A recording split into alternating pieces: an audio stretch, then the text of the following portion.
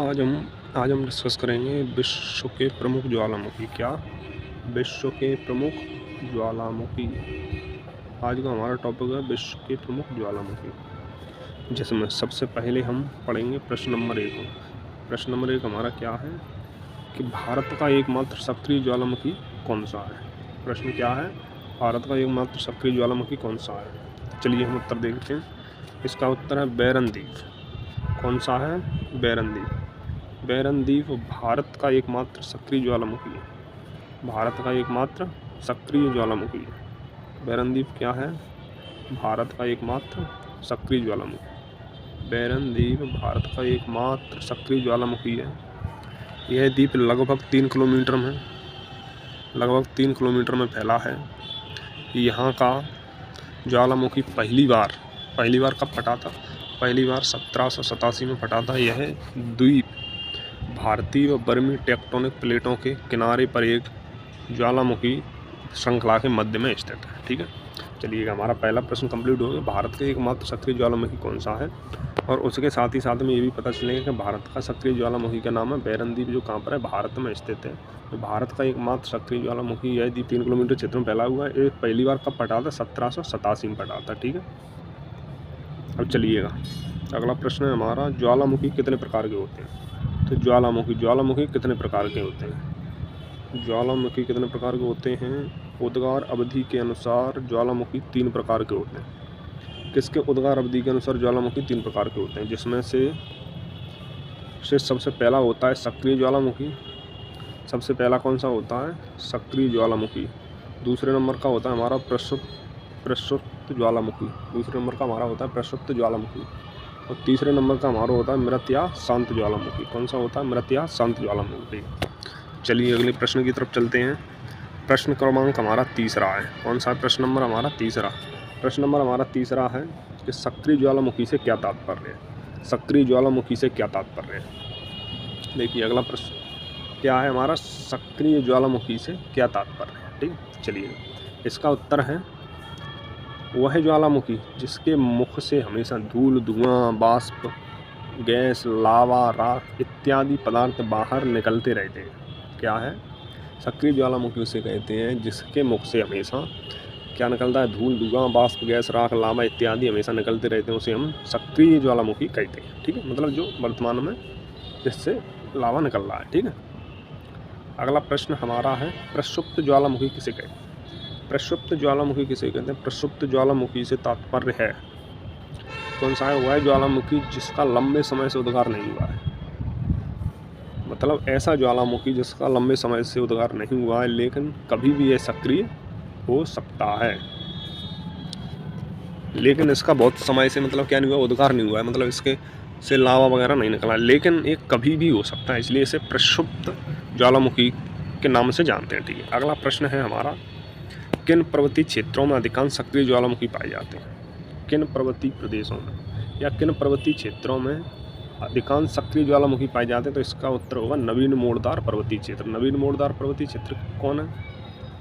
जैसे मान के चलो हमारा हिमालय भी क्या है? नवीन मोड़दार पर्वत है। ठीक, इस प्रकार से नवीन जो मोड़दार पर्वतीय क्षेत्र है उनमें सर्वाधिक क्या रहते हैं? सक्रिय ज्वालामुखी पाए जाते हैं। ठीक है, चलिए अगला प्रश्न है हमारा, मृत या शांत ज्वालामुखी से आप क्या समझते हैं। देखिए नाम से स्पष्ट होते हैं, वैसे मृत या शांत ज्वालामुखी से आप क्या तात्पर्य है?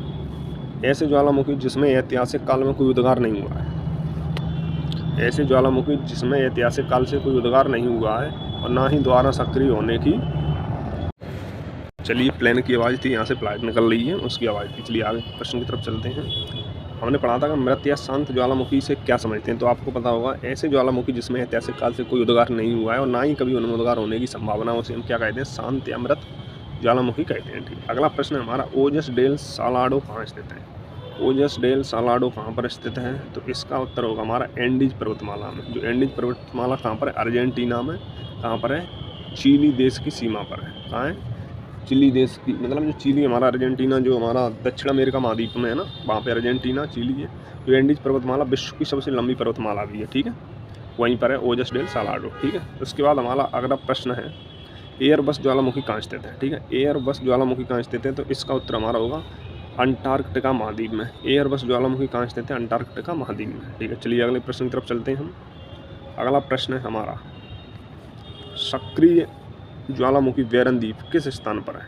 सक्रिय ज्वालामुखी बैरन द्वीप किस स्थान पर स्थित है? तो ये हमारा अंडमान निकोबार, जो भारत में ही स्थित है, अंडमान निकोबार द्वीप समूह में स्थित है। ठीक है, तो हम ठीक है। अब चलिए अगले प्रश्न की ओर।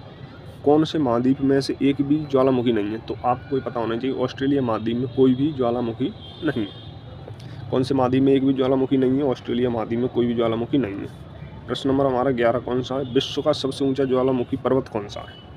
विश्व का सबसे ऊंचा ज्वालामुखी पर्वत कौन सा है? कोटोपैक्सी, इक्वेडोर।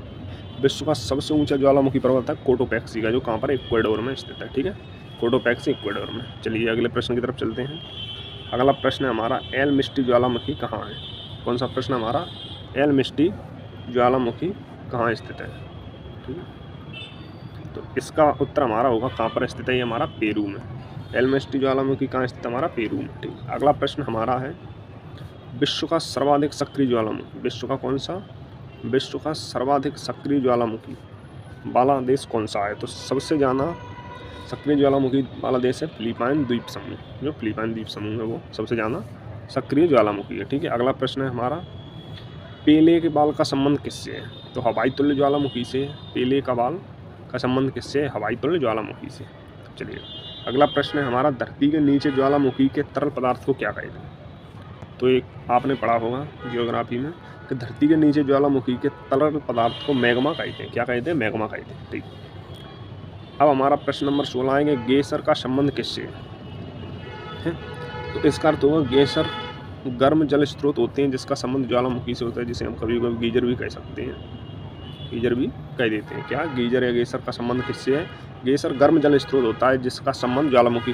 अब गेसर या हम कहें गीजर, जो हम घरों में भी आजकल यूज करते हैं, बोलते हैं गीजर गर्म पानी नहाने के लिए, तो वही एक प्रकार का क्या है? ये गीजर है, उसे ही हम बोलते हैं, जो हमारे घरों में यूज करते हैं। उसका ही नाम के आधार पर मतलब तो वो भी क्या करता है? गर्म जल करता है। तो इसका भी अर्थ क्या होगा? गेसर गर्म जल स्रोत होते हैं जिसका संबंध किससे? ज्वालामुखी क्रिया से होता है। ये ज्वालामुखी में काम आते हैं। अब हमारा अगला प्रश्न है, धुआंरे क्या है? धुआंरे क्या है? वह छिद्र जिसके सहारे गैस तथा वाष्प निकला करती है। धुआंरे क्या है? वह छिद्र जिसके सहारे गैस तथा वाष्प निकलती है। क्या है धुआंरे?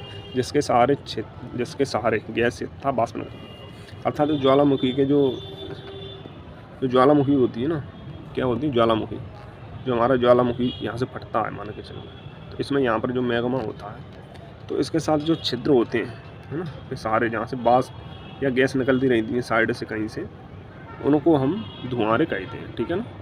चलिए अगला प्रश्न, सोल्फतारा का क्या मतलब है? देखिए, सोल्फतारा का क्या मतलब है? तो ऐसे धुआंरे जिनसे अधिक मात्रा में गंधक या धुआं निकलता है। क्या निकलता है? अधिक मात्रा में गंधक या धुआं निकलता है, जिसे हम कहते हैं सोल्फतारा कहते हैं। विश्व का सर्वाधिक किसका? विश्व का सर्वाधिक सक्रिय ज्वालामुखी कौन सा है? तो विश्व का सर्वाधिक सक्रिय ज्वालामुखी है हवाई द्वीप। कहाँ पर है? किलायू में। कहाँ पर है? हवाई द्वीप किलायू। ठीक, कौन सा है? हवाई द्वीप किलायू। चलिए अगला प्रश्न है हमारा, अलास्का की 10 सहस्त्र धूम्र घाटी का संबंध किससे है? तो आपको पता होगा इसका संबंध है धुआंरों से। अलास्का की 10 सहस्त्र धूम्र घाटी का संबंध किससे? देखिए, अलास्का है, अब 10 सहस्त्र धूम्र घाटी याद करना, धूम्र से धुआंरे और 10 से भी, 10 से धुआंरे, दा से धा धुआंरे, और 10 सहस्त्र धूम्र घाटी से धा से धुआंरे। ठीक है।